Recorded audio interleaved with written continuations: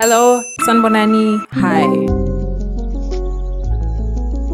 The book Evolving the Alien is so aggressively written for me. It's actually creepy. It's a little bit creepy. This is a speculative biology nonfiction about, what aliens could possibly look like. This book in any other hands could have been called weird Earth biology, because that's the basis for a lot of these arguments. The argument is that life on Earth is weird. Why do we think that aliens are going to look like us? I loved how this book was written, and I don't know if the writing was particularly engaging or just because I was so interested in the topic that that it kept my attention the whole time. But I loved it. Great. Smooth. So the book has multiple examples of real and speculative Earth life being weird, and also has a lot of speculative examples of just aliens. What type of alien would evolve on this type of a world? I love that. Oh my god, I love that. My least favorite chapter, I would say, is the last one, because that's where the authors were trying to debunk the whole ancient aliens thing, and I'm just you're preaching to the choir, honey. This book was released in the early 2000s, I think. Anyway, I don't think any sane or smart person believes that aliens built the pyramids at this point. So for me, it was okay, skip. But I'm sure in 2001 it felt like a genuine thing that needed to be debunked, I guess. I don't know. This was so much fun. The book argues for looking at the possibility of extraterrestrial life more creatively, because we might miss it if we pigeonhole life. We'll miss it. The instruments that we design to detect it will miss it, because where's the DNA? This is interesting because a spiral isn't a thing. You can't pick it up and lift it out of the dish. It is a kind of organization, but it can act like a thing. Life is like that too, only hugely more complicated. Fantastic book. I liked also the excerpts from science fiction books from around that era, or older as well, with examples of interesting, maybe viable aliens as well. That was fun. This book was so for me. This book was just so aggressively for me. I loved it. I've been reading this book for such a long time because I've been trying to savor it, because I didn't want it to end. Wonderful. If you like speculative biology, then I recommend this book. It is from 2001 though, so I'm sure theories and things have evolved over the years, so bear that in mind. But oh my god, I loved it. Speaking of old speculative biology, I also read and enjoyed Afterman. It wasn't quite as successful as Evolving the Aliens. Evolving the Aliens is a 10 out of 100 out of 100. That's one of my favorite books of all time.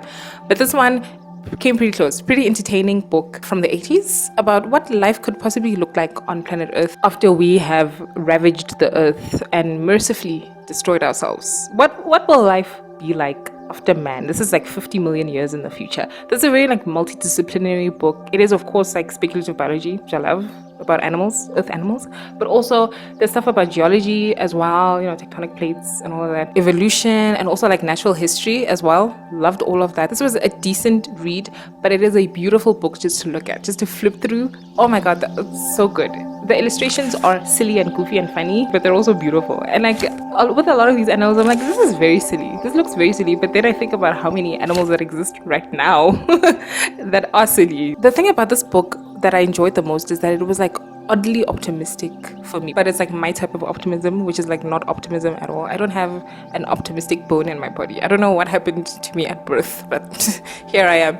Anyway, the optimism comes from the idea that even after we've destroyed the planet and ourselves, that there'll still be something left over to survive and possibly thrive. I love that. That made me happy. Just the idea of that made me really happy. What?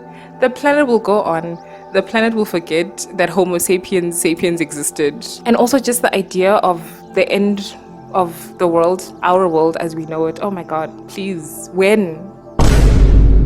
Very Samu TM optimism. The thing I was the most interested in is obviously what has befallen the animals of my continent. Where is my continent 50 million years in the future? Where has it drifted to, and what do the animals look like? And also I was very interested in the fate of the Southern Hemisphere's mascot, the penguin, of course. What? Does Australia have penguins? Because everyone has a penguin. South America has a penguin. We here have two penguins. We have penguins here in South Africa, and also there are penguins in Madagascar, popular. Obviously Antarctica has penguins. Does Australia have penguins, or did you guys just not get them? The whole book hinges on animals dipping in to fill in niches that no longer exist. So like whales and dolphins don't exist, but like that niche is open. It's open. You know, filter feeders. We need a filter feeder. Why not a penguin? I guess. Fun book. Beautiful, beautiful book. Speaking of speculative fiction, I read a book from the same author with another co-author. Wasn't as good as this one, but this one is Man After Man. What will men look like in the future? This one wasn't written as well. The writing had more fictional elements. In After Man, the writing was more like a transcription of like a nature documentary or something, you know, like it felt like something David Attenborough would say, but that you're reading in your head. That's what that felt like. This felt like I was reading a story. It felt like, you know, that another book that I also flipped through and didn't really like read was All Tomorrows. I think even the agent of change is the same, like it's an outside force. It's not like, you know, natural selection or like sexual selection or anything. I think something comes and tinkers with our biology and we end up looking like this. This was such a fun book to flip through, so goofy and silly and hilarious. It has some of the most horrific and hilarious things I've ever seen. Like, look at this guy, and like look at these little guys also. Like, what? Like, whoa, hello, hi. This is one of the worst things I've ever seen in my entire life. I think if you like this, you'll like All Tomorrows. And also, so another speculative fiction book has been brought to my attention. I was just innocently watching a Markiplier video and he mentioned something, Codex Splishslposhionious or something like that. I don't know. Oh my god, I'm excited for that. Cross fingers for me that I find a copy of that book, because I don't know if I will be able to. Back to the 5-star books. This one is not speculative biology. This one is Back to Earth. This one is Unthinkable, something. Loved this book. I think everybody should read this book. This is about how humans react in disasters, when disaster strikes. My main takeaway from this book is, one, the panic response of the public is way overblown. People are more likely to do the right thing if they are given the information. So officials saying, oh, we don't want to cause a panic, are causing a panic. You need to give people all of the information so they can make the right decisions, and they will make the right decisions. The second thing that stood out to me is that you, me, everybody, all of us, are more likely in a disaster to have a freeze response than anything else. This book is split up into the different types of responses that people have, and freezing is one of those. But you can mitigate this by being prepared. Easy. Do you know where the emergency exits are? Can you make it to the emergency exits when you are incapacitated by smoke? You can't see and you're panicking because you can't breathe. If you are woken up randomly at 3 o'clock in the middle of the night, would you be able to leave your home quickly? When you are flying, do you actually pay attention to the safety information? Do you know how to open the door above the wing? Do you have a go bag? Do you have supplies in place in case you get cut off from services because of flooding or whatever?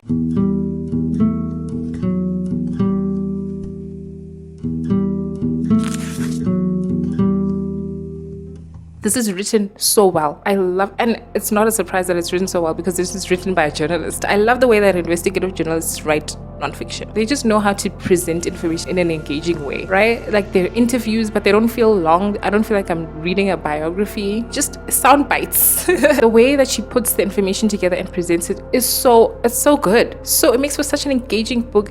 Easy breezy read, and no word is wasted. A lot of nonfiction these days, it feels like this could have just been a long essay, you know, like they feel bloated. Everybody should read this book. I don't care who you are, read this book. Then the last notable nonfiction book I want to talk about is what is it called? This book is not about color in the way that you think it is. I mean, it is, but you know, we do get into like, how is this pigment developed, and lots of talk about art as well, because artists are the people who work with color the most, obviously. But like, it's not just that. There's like, for example, in the yellow section, one of the yellows is just about emojis. You know, I learned so much, not just about color, but just about all sorts of different. If you like trivia, if you just like knowing random things about things, you'll love this book. This is jam-packed full of that. It was also interesting for me to get an abridged, very like condensed, like a very good summary about how certain pigments were developed. Some of them are very gross. Sometimes the author would talk about a certain artwork that embodies the color, and then I'd look it up and be like, oh wow, okay, that's interesting. That was fun too. I like art. I also love this type of nonfiction that is about a very specific thing. It's about color, but the specific thing that it's about is so all-encompassing in our world that it could literally be about anything. And this book is about everything. Like I said, there's a chapter on emojis, girl. Like, you know, like something I didn't know about that I learned about was the 2 Buddhas that the Taliban destroyed. Like, these were all, but a less depressing story that was also interesting was the story of the Italian racing car that, you know, is the reason why Ferraris are red, that now is grey. Those are the non-fictions I've been reading. The next non-fiction book I'm going to be reading is that Codex Splishslposhionious book or whatever. If I can find it. Oh my god, cross fingers for me. Cross fingers for me, then I find a copy. Bye.